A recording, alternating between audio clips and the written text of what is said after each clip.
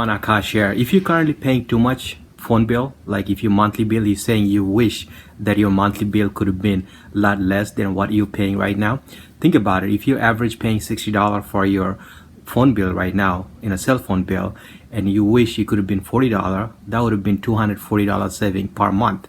I'll give you a few tips that I personally used over the year that helped me bring down my monthly bill for my cell phone, especially because this is not something you pay one time. You got to pay every month. So if you get a better deal in long run, is always going to be better for you. By the way, this channel I always talk about how to save money, every little thing. Many video I over the last few weeks I posted, and also every week I do post something, so definitely check it out. And if you think it's helpful to you, please consider subscribe to my channel. So cell phone, the first thing you have to check how much data you're using on your cell phone. That's the first thing, because a lot of people nowadays, they're working from home, so they're not using as much data. Because if you're working from home, you have a Wi-Fi in home, and basically if you're at work, you're using Wi-Fi at work, how much between you're using. If you use way too much data, then it's fine, but you could always go whoever your carrier is. It could be Sprint, T-Mobile, or Verizon, or any other network you're using. Go their website and check it out, how much data month by month average you're using. If you're not using that much data because you're using Wi-Fi most of the time, or using hotspot, or at a work Wi-Fi, so what should you do? You could go always check out in their website. Most of the companies now, they put it their plan, data plan.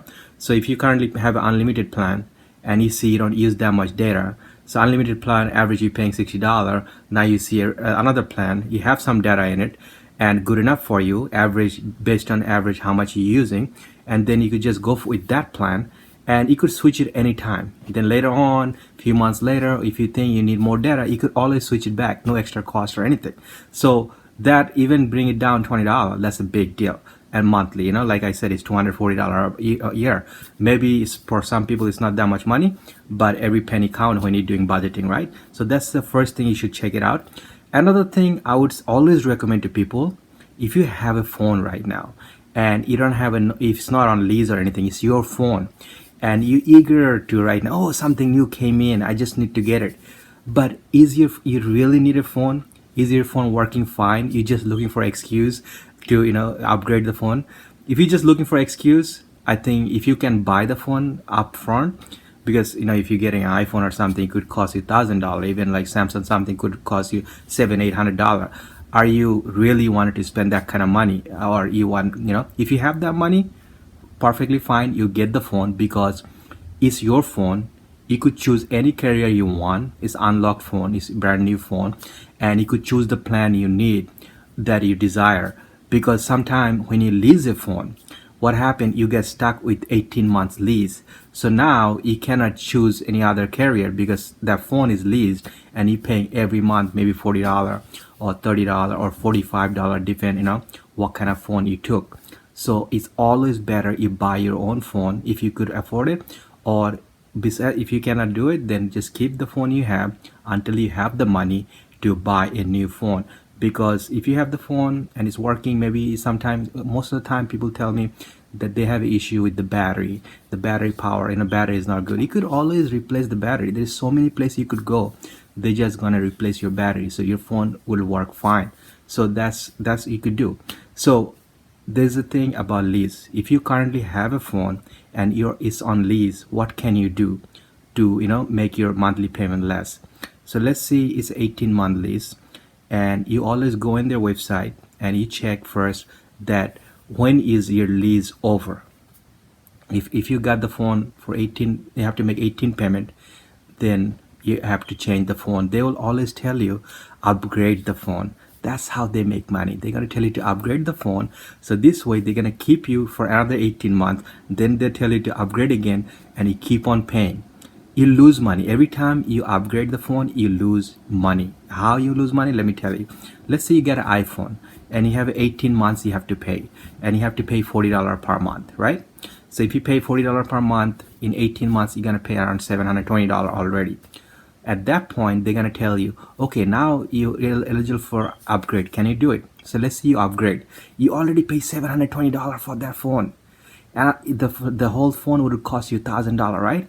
So $280 that they're saying that you could upgrade it right now. So when you upgrade that phone, the iPhone, they take it back, they could sell it for $500-600, but you own them only $280 because you already paid $720. So what you do, if your lease is up soon, you pay off that phone. That is the best way to do it, because 18 months, if you get a new phone, 18 months, nothing, pretty much hardly nothing happens to that phone. You could use it for another 18 months. So this way, when your lease is up, even you paying that $280 to buy the phone, now it's your phone. You could choose any carrier you want. And also think about it, the same phone that you paid $280, most likely that phone value is more than $500, because 18 months, any iPhone 11 or something, 18 months you paid, there's no way you could find it for $280. So actually that's the best deal you could get, because they don't want you to know that. They want you to give the phone back, the upgrade, and again keep on paying. So if your lease is up, please do that. That would definitely, is your phone. Now you could go a different place and get and use the same phone and get a better deal. Another thing, you always shop around for something. Sometimes the phone company say, okay, if it's $40 plan, tax, fees, everything included.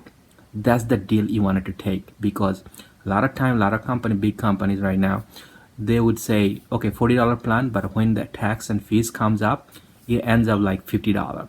If you have a $60 plan, it ends up like $75. See, always go for the plan. This is a tax and everything included. This way, if your bill is $40, you're only gonna pay $40. You're not gonna pay any extra tax. And this way, phone is yours. You could choose any carrier, and also you could take your phone with like your number. You could keep it. So that's the few way you could do it. And I think first things first, check it out the data, and then you try to buy your own phone. Keep your phone. You could change it anywhere. And definitely, if this video was helpful to you, and if you think, consider subscribe to my channel. Thank you so much. Also, another thing, depend on which state you are in. Some state, they don't let you buy the phone if you're currently leasing a phone.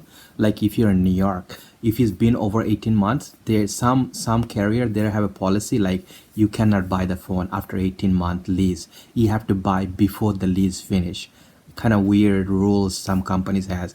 So it's always better, if you're thinking about to buy it, then buy it before the lease. So check it out on your web page. So when it's gonna it's gonna expire, buy it before that. This way you don't have to give the back, because I've been into situation like this, that it's been 18 months, so you cannot buy it now. You had to do it before. So that's kind of like weird. But the few things, my phone always runs perfectly. Few things I do to my phone, every other day I turn up the phone for like 1 minute or 2 minutes. I don't know, because it's refresh the whole phone or something, maybe just giving a break to the phone. That really helps. This way the phone doesn't freeze and anything. Doesn't matter what kind of phone you're using. And another thing, I never had an issue with my phone with the batteries, because I always charge overnight, the whole charge overnight. And the daytime, like sometime you have 40% left, 50% left, you're charging it. I would say just use the whole phone and charge it at night, overnight, because nowadays the battery is much better than before. So this way, if you just do it overnight, personally I feel like that your battery gives you better lifetime on the battery, because I never had an issue with the battery. Even some phone I'm using for like 2 years, 3 years doesn't give me. So those are like few things I do. So hope this video was helpful to you. If this video was helpful to you, please consider subscribe to my channel and check out some other money saving tips I have in the channel. Thank you so much.